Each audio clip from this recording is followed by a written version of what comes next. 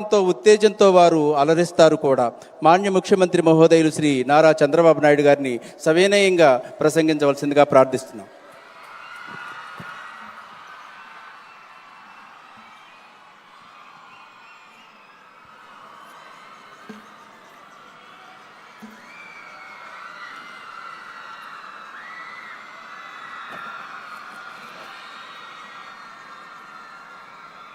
గౌరవనీయులు chairman Siddhartha academy Malineni Rajaiah గారు, secretary Lakshmanarao గారు, పార్లమెంట్ సభ్యులు శివనాథ్ గారు, గౌరవనీయులు అవనగడ్డ శాసనసభ్యులు,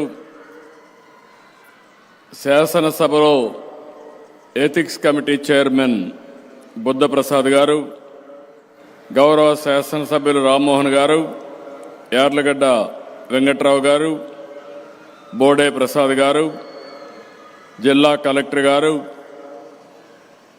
ఈరోజు ఇక్కడ 50 ఏళ్లు పూర్తి చేసుకుని గోల్డెన్ జూబ్లీ జరుపుకుంటున్న సిద్ధార్థ అకాడమీ విద్యా సంస్థలందరికీ ఇక్కడే నా ముందర ఇప్పుడే సన్మానం చేశాం. ఎంతోమంది దాతలు ముందుకొచ్చారు. ఆ రోజు వాళ్ళు చేసిన సహాయం ఈరోజు ఈ యొక్క Siddhartha academy one of the best academy in విజయవాడే కాకుండా ఆంధ్రప్రదేశ్లో తయారైంది. ముందు చూపుతో ముందుకు వచ్చినటువంటి దాతలందరినీ అభినందిస్తున్నా. ఇక్కడ చదివినటువంటి పూర్వ విద్యార్థులు, ప్రస్తుతం చదువుకుంటున్న విద్యార్థులను చూస్తున్నా, మీ ఉత్సాహాన్ని చూస్తున్నా, వచ్చినప్పటి నుంచి మీ డైనమిజం చూస్తున్నా, నా నమ్మకం అంతా మీ మీదనే. తప్పకుండా ఈ సిద్ధార్థ అకాడమీ ఇన్స్టిట్యూషన్లో ఉండే పిల్లలు మీరు ఒక చరిత్ర తిరగరాయబోతున్నారు. అలాంటి చరిత్ర తిరగరాయబోయే విద్యార్థులకు అభినందనలు. టీచింగ్ నాన్ టీచింగ్ ఫ్యాకల్టీకి యాజమాన్యానికి ఇప్పుడే అప్పారావు గారు వచ్చి మాట్లాడుతూ, నేను ఇంకా మొదటి ఈ యొక్క అకాడమీ పెట్టడానికి కృషి చేశాను, ఇది ఎన్ని రోజులు ఉంటుందని అందరూ ఎగతాళి చేశారు. 50 ఏళ్ళు కాదు 100 ఏళ్ళైనా ఉంటుందని చెప్పాను. నేను అందుకే ఆయనకు ఒక మాట చెప్పాను, 50 ఏళ్ళు ఐకమత్యంగా ఉన్నారు కాబట్టి ఇంకా ఈ యొక్క సిద్ధార్థ అకాడమీ ఐక్యతకు తిరుగు లేదని మరొకసారి మీ అందరికీ విజ్ఞప్తి చేస్తున్నా. విజయవాడ అనంగానే గుర్తొచ్చేది విద్యల వాడ. ఇది నేను చెప్పింది కాదు. ఎడ్యుకేషన్కు ఇక్కడి నుంచే ప్రాధాన్యత ఇచ్చింది.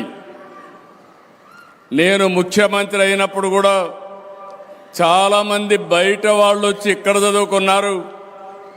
ఇప్పుడిప్పుడు వేరే ప్రాంతాల్లో కూడా బ్రహ్మాండంగా అభివృద్ధి చేసే పరిస్థితికి వచ్చాం. ఉమ్మడి ఆంధ్రప్రదేశ్లోని దశాబ్దాల నుంచి విజయవాడకు ఆ పేరుంది.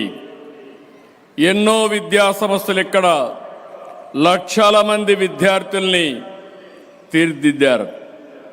సిద్ధార్థ అకాడమీ సంస్థలు ఇందులో ముఖ్యమైన విద్యా వ్యవస్థ.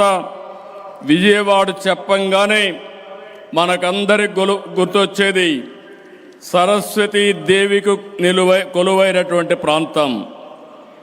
ఈ ఇన్స్టిట్యూట్ చూశాను.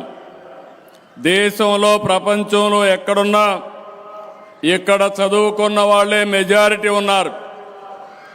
ఎవరైనా ఐఐటి పాస్ కావాలంటే, జేఈఈ పాస్ కావాలంటే, నీట్లో సీట్ కావాలంటే, లా సెట్లో పాస్ కావాలంటే నేరుగా విజయవాడకు వస్తే సీటు గ్యారంటీ అని చెప్పి కూడా నేను మీకు తెలియజేస్తున్నా. అలాంటి సెంటర్ ఇది. ఒక సంస్థ 10 ఏళ్ళు 20 ఏళ్ళుంటే గొప్పగా అనుకుంటాం.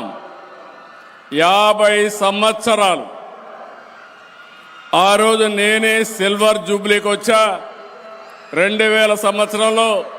మళ్ళీ ఈరోజు గోల్డెన్ జూబ్లీ కూడా వచ్చారంటే అది విద్యా వ్యవస్థ యొక్క ప్రాముఖ్యత. ఇంకొక పక్కన మీరు చూస్తే మనం ఏ విత్తనం నాటితే అది మొక్క వస్తుందో, rooted in tradition, growing in excellence. ఇది సిద్ధార్థ విద్యా సంస్థలు నాటిన విత్తనం ఒక మహావృక్షంగా ఎదిగింది, బ్రహ్మాండమైన ఫలితాలు ఇచ్చే పరిస్థితికి వచ్చింది. పేద పిల్లలు, మధ్యతరగతి పిల్లలకి ఇక్కడ మీరు చూస్తే 1975లో ఆ రోజు పెనుమనేని వెంకటేశ్వరరావు గారు, వైవి రావు గారు, సుబ్బారావు గారు వీళ్ళందరూ కలిసి దీన్ని ప్రారంభించారు. నాటి నుంచి ఇప్పటి వరకు అద్భుత విజయాలు సాధిస్తూ ఉంది. ఈరోజు మీరు ఒక్కసారి చూస్తే ఈ వ్యవస్థను నడిపించిన గతంలో మేనేజ్మెంట్ కానీ ప్రస్తుతం నడిపిస్తున్న మేనేజ్మెంట్ కానీ మనస్ఫూర్తిగా అభినందిస్తున్నా. మీ స్ఫూర్తికి మనస్ఫూర్తిగా ధన్యవాదాలు అర్పిస్తున్నానని చెప్పి కూడా నేను మీకు తెలియజేస్తున్నా. ఇక్కడ మనం చూస్తే సుదీర్ఘ ప్రస్థానంలో engineering, medicine, management, law, B Ed, pharmacy, dental, hotel management దగ్గర 18 కాలేజీలు. ఈరోజు మీరు చూస్తే 28,000 మంది స్టూడెంట్లు, 3,000 మంది ఫ్యాకల్టీలు, 50 సంవత్సరాలు చరిత్ర సృష్టించారంటే ఇందులో ఉన్న మిమ్మల్ని అందరినీ పేరు పేరున అభినందిస్తున్నాను. ఇప్పుడే మేనేజ్మెంట్ చెప్తున్నారు, మేము కొంత ల్యాండ్ ఇస్తే అగ్రికల్చర్ కాలేజ్ పెడతామని. నేను ఒకటే చెప్పాను, ఇప్పుడు అగ్రికల్చర్ కాలేదు, కానీ మీరు పెట్టాల్సిన అగ్రి టెక్ పెట్టాలి. ఏ కోర్సెస్కైనా రాబోయే రోజుల్లో టెక్నాలజీ జోడించాల్సిన అవసరం ఉంది. అప్పుడే ప్రపంచాన్ని శాసించే శక్తి మన పిల్లలకు మనం ఇవ్వగలుగుతామని ఇప్పుడే వారికి సజెషన్ ఇచ్చాను. తప్పకుండా తొందరలోనే సిద్ధార్థ అకాడమీ ముందుకొస్తే అగ్రి టెక్ను పెట్టి అగ్రికల్చర్ టెక్నాలజీ కాలేజ్ పెట్టడానికి ప్రభుత్వం సహకరిస్తామని చెప్పి కూడా నేను మీకు తెలియజేస్తున్నా. నేను ఎప్పుడు కూడా విద్యకు ఎక్కువ ప్రాధాన్యత ఇస్తున్నాను. ముఖ్యమంత్రి అయినప్పటి నుంచి